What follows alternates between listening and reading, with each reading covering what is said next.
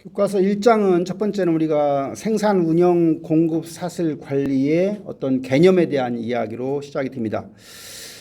이 분야 보면 첫 번째는 정보통신 기술의 혁명으로 기업의 글로벌화가 증진되었다.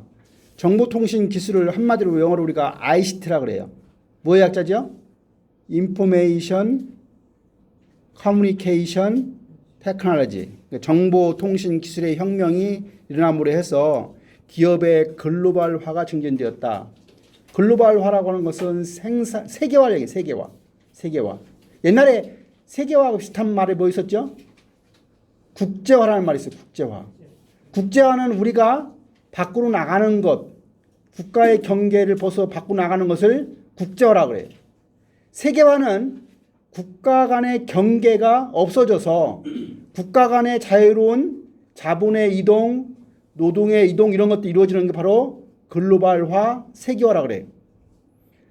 그래서 치열한 경쟁 환경에서 경쟁력과 장기적인 이익을 확보하기 위해서 생산, 운영, 결정이 중요하다. 경쟁력은 뭐예요? 한마디로 내가 김재신 쌍무하고 싸워가지고 내가 이기면 누가 경쟁력 있는 거예요? 내가 경쟁력이 있는 거예요. 한마디로 경쟁력이라는 것은 싸워서 이기는 힘이에요. 그럼 기업은 경쟁력이 있다는 건 뭐예요? 자사의 제품과 서비스가 타사 거보다 잘 팔리면 그 기업이 경쟁력이 있는 거예요.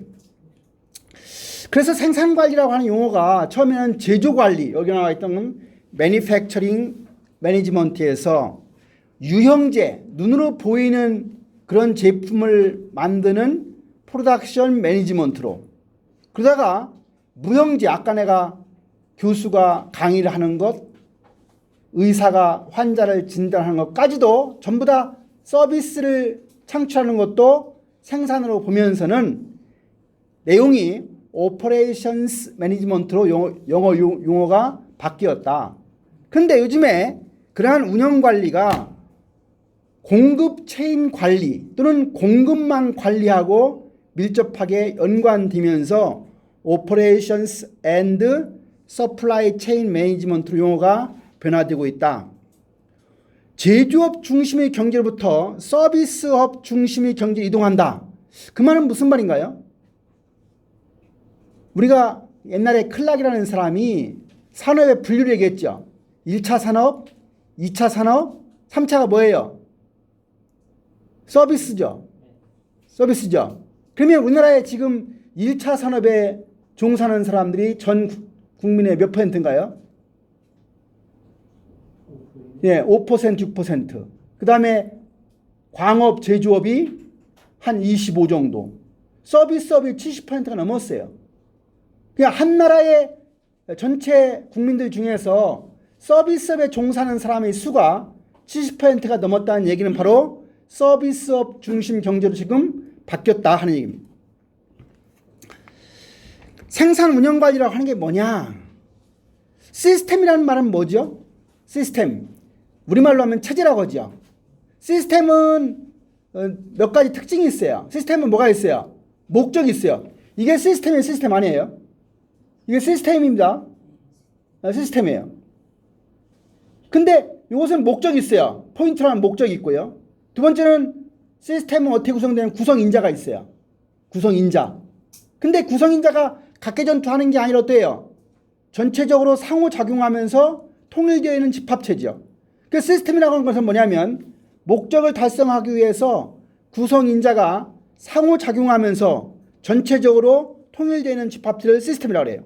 근데 그 시스템이라는 말에다가 앞에다가 생산이라는 말 붙이면 생산 시스템이 되는 거예요. 대개 우리가 생산 시스템 하면은 구성이 어떻게 되냐면 세 가지로 되어 있어요. 처음에 들어가는 곳이 뭐예요? 처음에 들어가는 거라고 그럴게요. 이렇게 들어가는 게. 대개 시스템 형태 이렇게 되는데 이게 들어가는 게 뭐예요? 투입이에요. 투입. 인풋이야. 인풋. 이게 뭐예요? 프로세스 변환이고요. 나오는 게 뭐예요? 아웃풋이에요. 혹시 이 책상을 만들려고 하면 여기에 들어가는 투입물이 뭐가 있나요? 세 가지만 얘기해 보세요. 이거 만드는데 필요한 세 가지. 네, 노동. 노동이 들어가, 노동. 또 뭐가 들어가요? 재료. 머트리얼. 또 하나. 자본. 에? 기술. 자본. 자본. 기술. 아, 이거 만들려면 쉽지 아니니까 복잡 생각하지 말고 이거 만드는데 뭐가 필요해요 지금? 사람이 있어야죠. 에? 베냐파 나무가 있어야죠. 또 뭐 있으면 그것만 있으면 돼요? 아, 기술이 있어야 돼. 아, 진짜 필요한 거. 진짜 필요한 거. 이거 만드는데 진짜 필요한 거. 에? 뭐가 필요하다고? 자본이 필요해. 아, 지금 이 책상 만드는데 필요한 게 이 베니아판 갖다 주고 뭐 이렇게 이런 거 철근 갖다 주고 하면 연장이 뭐래요? 머신, 망치, 톱, 좀 설비 이런 거죠. 그러니까 요 머신, 머트리얼 요게 뭐예요? 3M이에요. 3M. 생산의 3요소예요. 근데 여기 계신 분들이 자꾸 뭐 돈 이런 얘기 한 이유가 있어. 이유가 왜 그렇죠? 경제학에서는 생산의 3요소를 이렇게 안 배웠고 어떻게 배웠어요? 토지, 그 다음에 노동, 그 다음에 자본 이렇게 배웠어요. 경제학에서는 생산 3요소를 토지, 노동, 자본으로 가르쳤고 경영학에서는 생산 3요소가 이렇게 가르쳤어요. 머신, 머티리얼, 3M이. 3M에다가 하나 더 붙이면 4M이 들어가려고 하면 네 번째 M은 뭐겠어요? 이거 만들려고 하면 뭐가 있어야 돼요? 아, 그냥 뭐니 자꾸 따지지 말고 이거 만드는 뭘 알아야 돼요? 만드는 뭐예요? 만드는 방법을 해요. 방법은 생산 뭐 기술이라고 할 수 있는데 방법을 알아야 돼요. 어때? 예? 방법. 그 다음에 5M이라고 하면 또 뭐가 들어가겠어요? 어떻게 만들어야 사람이 좋아할까? 이것은 용도가 뭐예요 지금요? 서서 저기 뒤에서 서서 좋은 학생 와서 공부하는 거니까 이 크기가 사람 키에 맞아야 되겠죠. 그러니까 5번째 M은 마켓. 시장이에요. 시장. 여기서 마켓이라고 하는 것은 소비자의 니즈에 맞는 얘기예요. 거기서 마켓이라는 거. 그게 이제 5M이에요. 여하튼 간에 우리가 지금 생산 운영 관리라고 할 때는 여기 나와 있처럼 투입물을 산출물로 변환시키는 시스템. 이게 바로 생산 시스템이에요. 투입물을 산출물로 변환시키는. 그러니까 이런 것들이 들어가면 투입물 들어가면 변환 과정을 거쳐서 뭐가 나와요? 구스, 재화가 나오는 거예요. 서비스업 들어가면 서비스가 나오겠죠. 그렇죠? 여러분들 데이터가 들어가면 뭐가 나와요? 데이터를 처리하면 뭐 나옵니까? 아니 데이터가 자료고 데이터를 처리하면 뭐 나와요? 큰일 났네. 아니 데이터를 처리하면 뭐 나와요? 데이터 위에 뭐예요? 정보. 이 정보란 말이 안 떠옵니까? 정보 위에가 뭐예요? 지식 위에가 뭐예요? 지식 위에가 지혜. 지식 위에 뭐라고? 지혜. 그러니까 데이터를 처리하면 정보가 되고 정보 위가 지식이고 지식 위가 지혜예요. 근데 정보는 의미와 유용성이 있을 때 우리가 정보란 말 해요. 정보는 언제 필요하죠? 우리 김진호 의장님 정보 언제 필요해요? 매일매일 의장 역할을 할 때 필요할 텐데 언제 정보가 필요해요? 인사만 할 때. 그게 아니고 의사결정할 때 필요한 거야. 정보는. 정보 언제 필요하다고? 의사결정할 때. 김미수님 의사결정은 뭐예요? 의사결정은 대안 A, B, C를 열거하고 대안을 분석해서 그 중에 하나를 초이스하는 게 의사결정이에요. 우리가 의사결정한다는 얘기는 항상 대안이 있는 거예요. 이렇게 할까? 저렇게 할까? 그 각각 대안마다 뭐가 있어요? 장점도 있고 단점도 있죠. 그런 걸 면밀히 분석해서 그 중에 가장 현재 입장에 좋은 걸 선택하는 게 뭐예요? 의사결정이에요. 근데 그 의사결정할 때 정보가 없이 하는 의사결정보다 저런 정보를 가지고 하는 의사결정이 훨씬 뭐예요? 의사결정의 결과가 좋은 거예요. 저 지식은 뭐냐? 지식은 또 지식도 여러 가지가 있어요. 5가지가 있어요, 지식. 이게 뭐예요? 마카보드예요, 마카보드. 그러면 이게 뭐라는 걸 아는 것은 뭐예요? 사물지예요, 사물지. 사물에 관한 지식이에요. 근데 교과서에 나와 있는 지식은 사실지예요. 사실지. 근데 사실지를 알면 시험은 잘 봐요. 시험 잘 보는 사람은 돈 잘 벌어요, 안 벌어요? 공부 잘하는 것이 돈 잘 법니까? 꼭 그렇지 않아요. 학력, 돈 버는 거 크게 관련이 없어요. 스카이 대학 나왔다고 돈 잘 버는 것도 꼭 아니에요. 근데 사물지, 사실지 알아가지고는 큰 돈이 안 되고 뭘 알아야 되냐면 방법지를 알아야 돼요. 남이 모르는 방법을 알면 지식이 돈이 들 수 있어요. 그 지식은 사물지, 사실지, 방법지가 있고 그 지식이 교과서나 어디에 나와 있으면 그것을 우리가 형식지라고 해요. 형식지. 근데 엄마 머릿속에만 있는 지식은 뭐예요? 암묵지예요. 된장 끓이는 거 어디 써놓지 않아도 엄마는 잘 끓이죠. 청양고추가 하나가 들어가야 돼, 2개 들어갈지, 예? 두부는 끓었을 때 넣어야 되는지 처음부터 넣고 끓여야 되는 건지 그 머릿속에만 있는 지식은 뭐예요?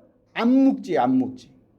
그래서 옛날에 우리가 지식경영 많이 할 때는 암묵지 상태의 방법지를 꺼내서 지식창고에 넣어서 그 안에 있는 사람들끼리만 그 지식을 활용해서 부가가치를 내자 하는 게 뭐예요? 지식경이에요. 그게 knowledge management 지식경이라는 내용이에요. 그래서 우리가 지금 생산 운영 관리에 대한 정의하면서 지금 시스템에 대한 얘기를 하고 있습니다. 그래서 우리가 생산 시스템 설계라고 하면 뭐 하는 거냐? 어떤 제품을 만들 것이냐, 즉 제품이나 서비스를 설계하는 것, 또 어떤 장비를 구입하는 것. 여기 좀 보면은 우줄에 생산 능력이 나와 있죠. 생산 능력을 영어로 뭐라고 합니까? 우리 이호진 원장, 생산 능력을 영어로 뭐라고 그래요? 어느 기업의 생산 능력? 프로덕션 어빌리티는 아닌 것 같습니다. 캐파시티. 여기 생산 능력이라는 것은 생산 용량과 관련되어 있어요. 그러니까 야, 그네 회사 몇 대 만들 수 있어? 그게 생산 능력이에요. 자동차를 1년에 100만 대 만들 수 있냐? 40만 대 만들 이게 생산 능력이에요. 그리고 우리가 캐파시티라고 하고 그냥 줄여서 뭐라 그래요? 캐파 그래요. 캐파. 그 다음에 이제 시설을 어디에 입주할 거냐? 우리 김미수님, 건양대학교 학생들 스쿨버스 왔다 갔다 하죠? 스쿨버스 왜 운영해요? 편리하게 하려고. 김재신 상무 왜 운영한다고 했어요? 여기 써있잖아요. 시설 입지. 뭐예요? 입지가 나빠서 운영하는 거예요. 학생들 편리한 건 둘째 문제예요. 첫 번째, 입지가 좋으면 할 필요 있어요, 없어요? 할 필요 없어요. 그러니까 부동산을 구할 때 건양대학을 논산에다 만들었어야 안 만들었어야 돼요? 안 만들었어야 돼요. 만들었기 때문에 뭐예요? 스쿨버스 운영하잖아요. 스쿨버스 운영하니까 다른 대학이 안 쓰는 돈을 얼마 써야 돼요? 15억을 써야 하잖아요. 돈이 표시가 나야 안 나요? 표시도 안 나잖아요. 그러니까 대학을 만들거나 뭐 할 때 제일 중요한 건 뭐예요? 입지가 중요한 입지가. 95년대 건양대학교 의과대학이 만들어졌지만 의과대학을 병원을 논산에다 안 만들고 대전에 만든 이유는 뭐예요? 입지 때문에. 왜? 건양대학 입지를 누가 정했어요? 누가 정했어요? 내가 정했죠. 내가 했어요. 내가 50만 원 바꿔줬어요. 건양대학 입지를 정하는데 논산에다가 해보려고 하니까 적어도 부속병원이 600배대가 돼야 돼요. 병원에 캐파를 딸 때는 베드로 얘기예요. 베드라는 얘기는 침대가 몇 개 있느냐 하는 얘기예요. 그러니까 침대가 몇 개 있냐는 것은 입원 환자를 몇 명을 받을 수 있느냐, 그게 바로 병원의 캐파를 정하는 일반적인 측정 단위예요. 측정 단위. 근데 병원은요, 20평, 옛날 단위로 20평이 1베드예요. 그러면 적어도 부속병원은 600베드를 운영을 해야 의학 교육을 시킬 수 있어요. 그러면 620이 뭐예요? 12,000평이 돼야죠. 근데 600베드를 논산에다가 병원을 지면 어떻게 돼요? 이미 그 당시에 300병상 정도가 되더라고요. 백제병원이. 근데 백제병원도 다 안 차는 상태예요. 근데 여기다가 600베드를 만들면 어떻게 돼요? 백제병원도 망하고 권양대병원도 안 차요. 권양대병원 안 차기 시작하면 어때요? 권양대 자체 전체가 흔들리기 시작해요. 의학 교육이 잘 돼야 안 돼요? 안 되죠. 그래서 규정을 보니까 어떻게 돼 있어요? 본부에서 50km까지는 가능하도록 돼 있어요. 규정상에. 그래서 당시에 을지대학 자리도 있었어요. 거기도 따지면 50km밖에 안 되더라고요. 가능했는데 을지대학 자리는 6,000평이었어요. 제가 분석할 때. 6,000평에다가 12,000평 건평을 지려고 하면 어떻게 돼요? 지하로 엄청나게 파고 들어가야 돼요. 네. 근데 그 당시에 둔산동 을지대학 부지가 250만 원이었어요. 권양대학교 현 들어간 장소는 얼마 안 됐어요. 네. 그게 이제 개인 땅 만수원 자리인데, 상속 과정에서 세금 내기가 힘들으니까 누가 샀냐면 금호에서 샀어요. 만수원 부지를. 금호에 살 때는 뭘 염두에 두고 샀겠어요? 녹지를 풀어가지고 아파트를 질 생각을 가지고 샀어요. 근데 금호가 어디 업체예요? 호남업체죠. 대전에서 호남업체한테 녹지를 풀어서 아파트 짓게 안 시킬 거죠. 그냥 계속 안 되는 거야. 이미 상했는데 계속 그냥 가지고 있는 거야. 그러니까 결국은 금호에서는 가지고 있어야 도움이 안 되겠다 싶어서 파는 거예요. 근데 권양대학이 조금씩 사서 처음에 시작할 때 22,000평 사고 나중에 후에 3만 평당 400만 원 사서 지금은 5만 몇 평이 돼요. 5만 몇 평. 그래서 을지대학 자리로 가지 않고 현재 그 자리로 가는데 여러 가지 배려를 한 거예요. 논산에다가 와야 되는데 논산에 못 오니까 논산 사람들의 정서도 달래줘야 돼요. 그래서 제가 보고서 처음 쓸 때 그런 생각을 했어요. 논산 사람들이 접근하기 쉬운 곳. 여기서는 뭐 키로수로 하면 30km 안 되거든요. 30km 정도 되나요? 네. 그래서 그 자리로 갔던 것이고, 그 자리가 홍성기 시장이 있을 때인데, 홍성기 시장 혹시 아나요? 홍성기 시장이 아마 요 강경 쪽하고 관련돼 있어요. 네. 그 사람이 와가지고 대전으로 유치하기를 바라더라고요. 바랬었고, 지금 현재 그 동네 이름이 뭐예요? 우리 그 병원 근방에 뭐라 그래요? 뭐라 그래요? 무슨 지역이라 그래요? 관저동 아니라 지금 이제 이쪽에 그 동네가 상당히 아파트를 짓는 걸로 계획이 되어 있어요. 예. 네. 그래서 그 도시계획에 의해서 결국은 이제 도시가 있으면 전체 인구수하고 그 지역에 있는 병원들의 그 베드수를 갖다 계산하면 대전은 상당히 부족한 상태였고, 논산은 백제병원도 다 수용하기 힘들 정도 남아있는 상태였고, 근데 병원의 특징이 절대로 도시 쪽으로 가지 시골 쪽으로 안 가요. 논산 사람이 아프면 대전으로 가거나 서울로 갑니다. 절대로 밑으로는 안 가는 성향이 있어요. 왜? 아픈 것은 서울 쪽으로 가려고 하는 경향이 있어요. 큰 도시로 갈 경향이 있어요. 그래서 논산에다가 만들면 절대로 대전 사람들이 일로 안 오게 돼 있어요.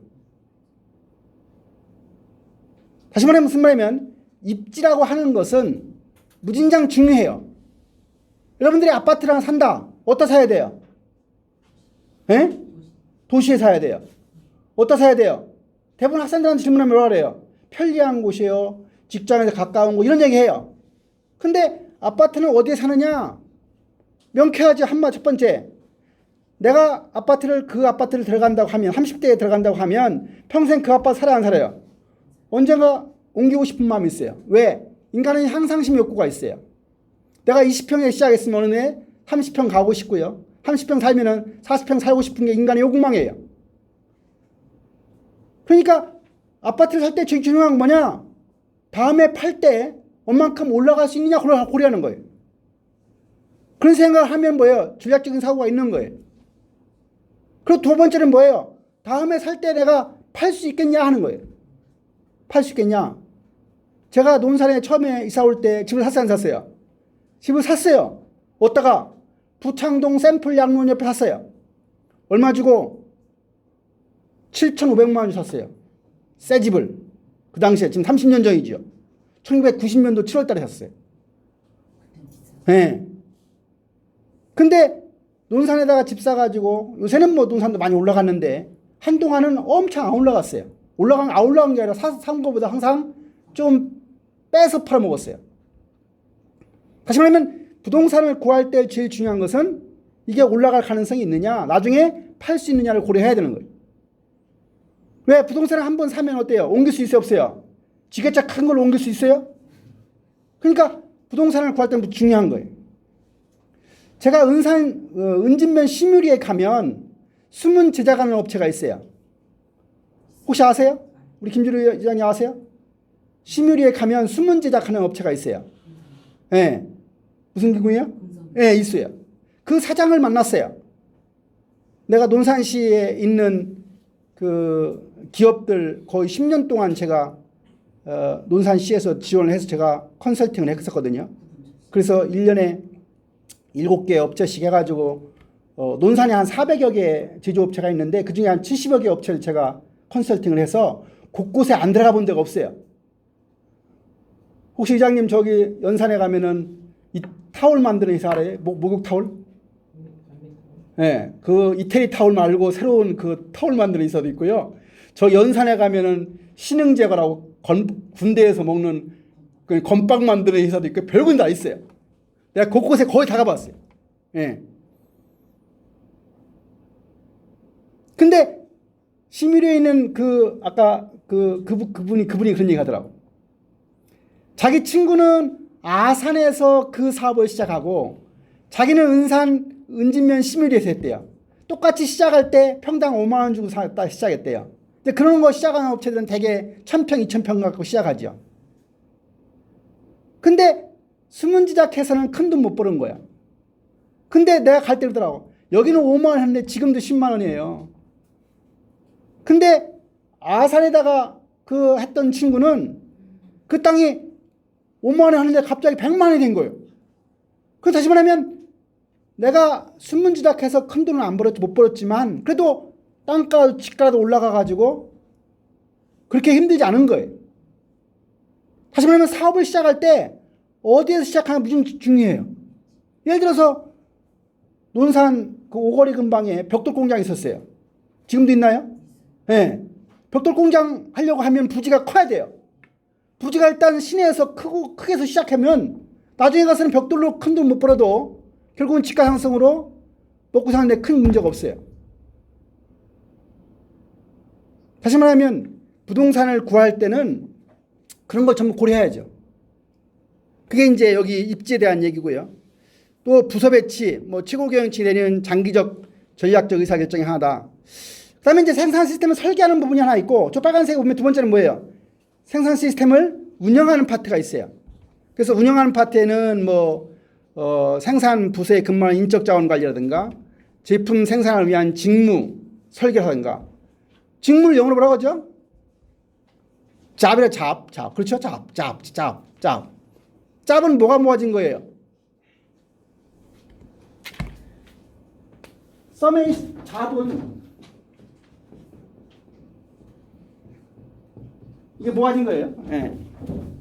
작업이라고 하는 게 모아지면 직무가 되는 거예요. 근데 이 작업이라는 게 한 가지 일만 하는 게 좋아요? 여러 가지 일 하는 게 좋아요? 우리 이호진 원장님은 논산에서 가장 많은 일을 하는 사람이죠. 기자부터 시작해서 안 하는 일이 없어요. 근데 즐거워 안 즐거워요? 즐거우니까 하겠죠? 네, 즐거우니까 하는 거죠. 그러니까 일을 한 가지 하는 게 좋아요? 여러 가지 하는 게 좋아요? 예. 사람들은 일을 여러 가지 하고 싶어 합니까? 한두 가지 하고 싶어 합니까? 예? 한두 가지만 하고 싶어요? 예. IQ가 낮은 사람들은 한두 가지만 하고 싶어요. IQ가 높은 사람들은 한두 가지가 안 차요, 마음이. 그러니까 다양한 일을 하고 싶어요. IQ가 낮은 사람은 한마디로 여러 가지를 시키면 복잡해 못해. 아이고, 왜 이렇게 복잡하냐. 근데 IQ 높은 사람들은 한두 가지만 하면 뭐예요? 실증 나요. 여러 가지 일을 하면 뭐예요? 실증이 안 나요. 실증이 안 나요. 그러니까 저 직무라고 하는 것은 일을 한두 가지로 묶어주느냐 여러 가지로 묶어주느냐 그 차이예요. 여하튼 우리가 생산 운영관리라고 하는 게 아까 모든 기업의 활동 중에서 상당히 중요한 핵심적인 기능을 담당하는 것은 분명하다. 생산 운영관리자가 어떤 역할을 하느냐? 지주업에서는 생산관리자 역할을 하는 것이고 서비스업에서는 운영관리자 역할을 하는 거예요. 그래서 이 생산 운영관리자가 여러 가지 투입물을 갖다가 완성제 또는 서비스로 전환시킨 역할을 수행하는 게 바로 생산 운영관리자인데 아까 얘기한 것처럼 투입물에는 맨, 머신, 머티리얼, 그다음에 메소드 또는 마켓 정보 이런 것들이 이제 투입물이 들어가는 것이고 산출물은 제품이나 서비스가 되는 것이고 서비스는 우리말로는 용역이라는 말로 쓰죠. 그다음에 데이터가 들어간 마지막에 정보가 나오는 거니까 정보가 나올 수도 있는 것이다. 그리고 프로세스 다른 말로는 변환이죠. 변환은 바로 투입물 갖다가 산출물로 바꾸는 걸 얘기하는 거예요. 요 생산 운영 관리자 역할 중에 요 생산 운영 변환 시스템이 이렇게 그림으로 그려져 있는 것이고요. 그래서 마지막 산출물이 이렇게 다시 들어가는 걸 우리가 피드백이라고 그래요. 피드백. 그래서 피드백이라고 하는 게 의학적인 용어하고도 관련되어 있는데 항상성이라는 말 들어봤어요 혹시요? 항상성, 호메오스타시스, 항상성. 이호준 원장은 호메오스타시스 항상성 다 알죠? 네. 여러분들 여기 손이 이렇게 낫으로 벼지면 시간이 되면 어떻게 돼요? 아물죠. 원상으로 돌아가려고 하는 것이 항상성이에요. 그러니까 감기약 걸리면 약을 먹어야 돼, 안 먹어야 돼요? 먹어도 낫고 안 먹어도 낫는 거예요. 그렇죠? 의사들이 그러잖아요. 감기는 잘 몸조리 잘하면 시간이 가면 낫는 거예요. 그게 뭐예요? 우리 몸이라고 하는 것은 원상으로 가려고 하는 회복 능력 때문에 결국은 항상성 때문에 가는 거죠. 그러니까 그러나 이제 그 전제는 이제 면역 체계가 망가지지 않았다는 걸 전제로 하는 거죠. 생산 운영 관리 내용 중에서 의사결정이 어떤 내용이냐? 첫 번째는 아까 변환 시스템을 설계하고 운영을 통제하는 거 결정인데 이러한 시스템을 설계하고 하는 거에 가장 중요한 것은 전술적인 결정보다는 전략적인 결정이에요. 혹시 전략이라는 말과 전술이라는 말을 구분할 줄 아나요? 이호준 원장, 전략과 전술의 차이는 뭐예요? 전략은 영어로 뭐라고 그래요? 스트래티지. 전술은 팩트. 그러면 전략은 뭐예요? 최고 경영자가 하는 건 전략이고 아래 것들이 하는 것은 전술이라고 보는 거죠. 그 다음에 판을 짜는 것은 전략이에요. 정해진 판 안에서 움직이는 것은 전술이에요. 전략을 왜 수립하나요? 김진호 의장님, 전략을 왜 수립해요? 전략을 수립하는 이유. 주어진 자원이 한정되기 때문에 그런 거예요. 논산시가 예산이 무한정하면 전략이 필요 없어요. 주어진 자원이 한정되어 있기 때문에 한정된 자원 때문에 우리가 전략을 수립하는 거예요. 두 번째는요. 기업에서 전략을 수립하는 이유는 경쟁자가 있으니까 전략을 수립하는 거예요. 경쟁자가 없으면 전략 수립할 필요 있어요? 없어요? 없어요. 그러니까 자원이 한정되어 있기 때문에 그 다음에 경쟁자가 있기 때문에 근데 우리가 전략이라고 하는 것은 우리가 기업이라고 하면 가장 위에 뭐가 있냐면 미션이죠. 미션이 뭐예요? 미션이 뭐예요? 미션은 뭐라고 하죠? 우리말로 해요? 미션은 사명.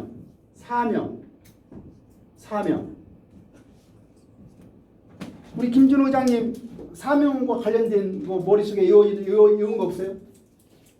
그런 거 있죠? 우리는 민족 중흥의 역사적 사명을 띠고 이 땅에 태어났. 얼마나 거창해요. 민족 중흥의 역사적 사명을 띠고 태어났어요? 네. 멋있잖아요. 이 정도 돼야 회사의 대표가 되는 거예요. 많은 얘기예요. 얼마 전에 건양대 학사보고회 하는데 교수님들이 세 분 일어나서 질문하는데 이런 질문하더라고. 교수 승진 좀 다 시켜주면 안 돼요? 교수님 월급 좀 올려주면 안 돼요? 이런 얘기 하더라고. 학교의 발전이 되겠어요? 안 되겠어요? 그런 교수들이 있는 학교가 발전이 돼야 안 돼요? 난 안 된다고 생각해요. 저도 학교가 이런 어려운 상황에서 내가 학교를 위해서 뭐 할 것인가, 지역사회를 위해서 뭐 할 것인가, 국가를 위해서 뭐 할 것인가 얘기를 안 해야지 맨날 따지는 게 월급 더 올려달라고, 뭐 교수 승진 많이 해달라고. 교수 승진 다 안 해주죠. 그 사람한테 가만히 안 해주는 사람 보면요, 학교에서 보고서 쓰고 한다고 오라고 하면 한 명도 안 하려고 그래요. 누군가 그러더라고. 교수하면서도 항상 국가를 생각하고 지역을 생각하는 사람은 할 일이 생기는 거예요. 항상 학교를 걱정하는 사람은 학교 총장도 시키고 뭐 시키지 않겠어요? 학교 월급 더 올려달라는 사람한테 학교 뭐 시키겠어요? 그러니까 내가 조직을 위해서, 국가를 위해서, 지역을 위해서 뭐 할 것인가를 물어봐야지 맨날 나 자신의 도움이 되는 이런 거 얘기하는 조직은 이미 발전이 힘드는 거예요. 근데 대부분의 조직이 뭐예요? 원래 그래요, 인간들이.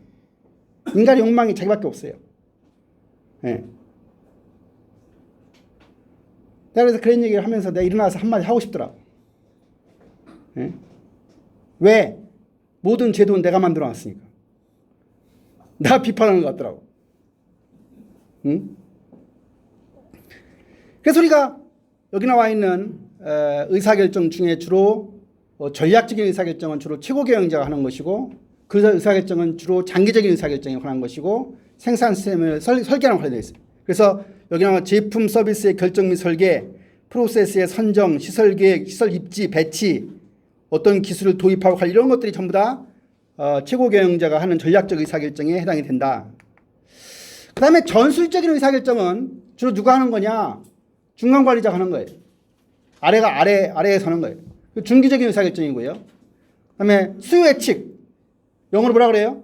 Demand Forecast. 김재신 상무가 논산에서 식당을 하나 해요. 그럼 오늘 저녁에 식당 밥그릇 몇 그릇 준비할래요? 오늘 저녁에 몇 그릇 준비하겠어요? 뭘 기준으로 하겠어요?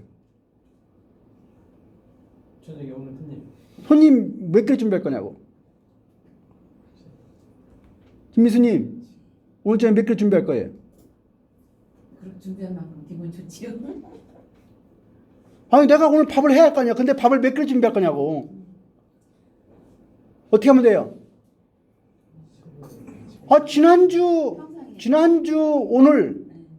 지난주 목요일 날 몇 명 손님이 왔나를 기준으로 해서 플러스 마이너스 5그릇, 10그릇 하지 않겠어요? 그 말이 왜 안 나와요? 그 말이 왜 안 나오냐고. 그냥 3년 거 평균 낼래요? 그러니까 예측은 사실은 최근법이 가장 좋아요. 근데 식당은 요일별 차이가 있어. 예를 들어 수요일 날 뭐 논산에 훈련병들이 많이 나와서 많이 팔린다 하면 지난주 수요일 걸 고민하면 되는 거죠. 수요 예측이 뭐예요? 모든 생산 활동의 기본이 되는 거예요. 예측 잘해야 돼요. 혹시 예측과 예견의 차이를 아나요?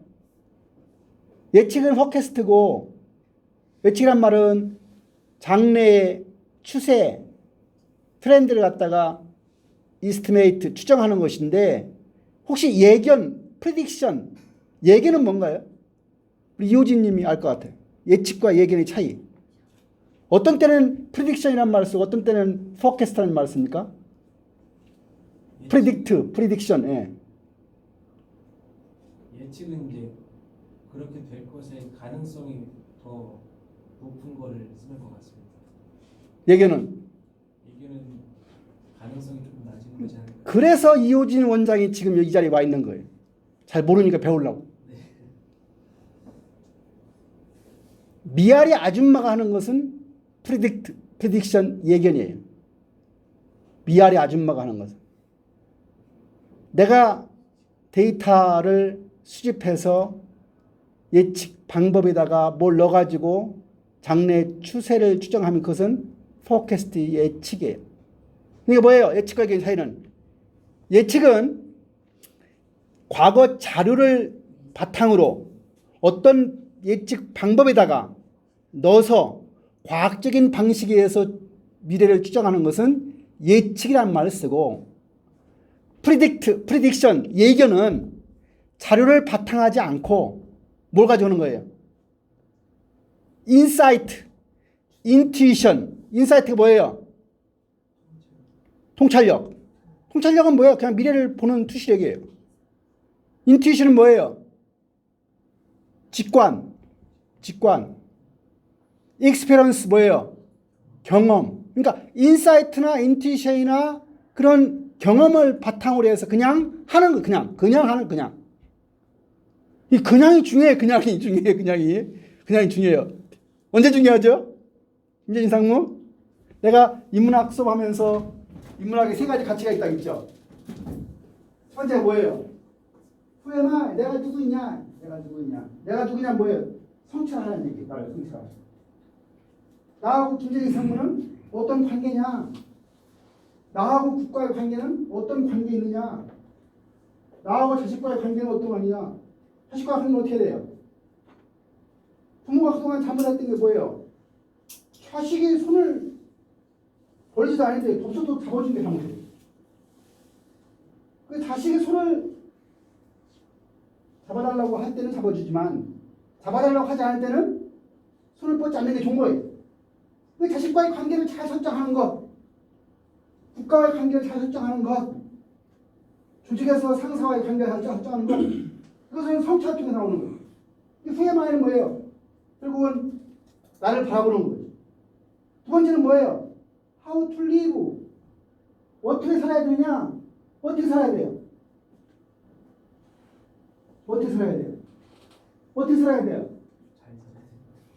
그냥 사는 거예요. 그냥 사는 거예요. 인생은 어쩌다가 어떻게 했어요? 내가 목적을 가지고 태어났어요. 그냥 나왔어요. 그냥 나온 거예요. 그냥 뚝 이 세상에 던져진 존재. 나는 목적이 없어요. 이 책상은 목적이 있어요, 없어요? 책상은 분명히 목적을 가지고 태어났어요. 그러나 인간은 목적을 가지고 태어난 게 아니야. 어쩌다가 뚝 던진 존재야. 그때 우리는 항상 질문해야 돼. 나는 뭐지? 하는 질문을 해야 돼. 왜? 내가 쭉 던지는 존재이기 때문에. 그래서 나는 그냥 사는 거야. 다만 그냥 살지 어떻게 살아야 돼요? 선을 하래. 그래서 진선미의 진은 성찰, 후회마에 대한 얘기고, how to live, 어떻게 살아야 되느냐 하는 이야기는 착하게 살아야 돼. 착하게 그냥 살면 되는 거예요. 그냥 착하게 살면 돼요. 착하게 한다는 말은 뭐예요? 나로 인해서 누군가 피해를 안 주는 거예요. 큰 의미로 피해를 안 준다는 건요, 내가 세금을 충내지 않아야 돼. 국가 세금, 아까운 세금을 충내지 않아야 돼. 충내지 않아야 되니까 내가 세금 많이 내야 한다 소리예요. 네, 중요한 거예요. 내가 세금을 내지 않고 맨날 세금만 국가에서 받아먹는 사람, 논산시에서 어려워가지고 아파가지고 매일 병원을 전전하면서 한 달에 몇백만 원 쓰는 사람이 있어요. 네. 제발 좀 가만히 있으면 좋은데 이 병원 갔다 저 병원 갔다 계속 자꾸 국가에서 무슨 사업 만들어가지고 국가에나 논산시 돈 달라 해가지고 수능을 또 하는 제재는 내가 토스토이 하면서 논산에도 손 안 벌잖아요. 논산에서 논산 사람들한테 인문학 교육 시키는데 돈 좀 달라고 할 수도 있는 거 아니겠어요? 안 하잖아요. 사람들 다 그래요. 좀 논산 돈 받고 왜 그거 하냐고. 논산문화원 내가 돈 내야 안 돼요. 논산문화원 돈 다 내고 있습니다. 논산문화원 돈 다 내고 있어요. 네. 한 푼도 논산 세금 하나 추가 안 내요. 왜? 사람들 돈만 원 받아서 하는 건데 돈만 원 못 냈어요. 뭐 있어요? 이 사람. 못 내면 안 오는 줄. 그 다음에 how to die. 어떻게 죽어야 돼요? 어떻게 죽어야 돼요?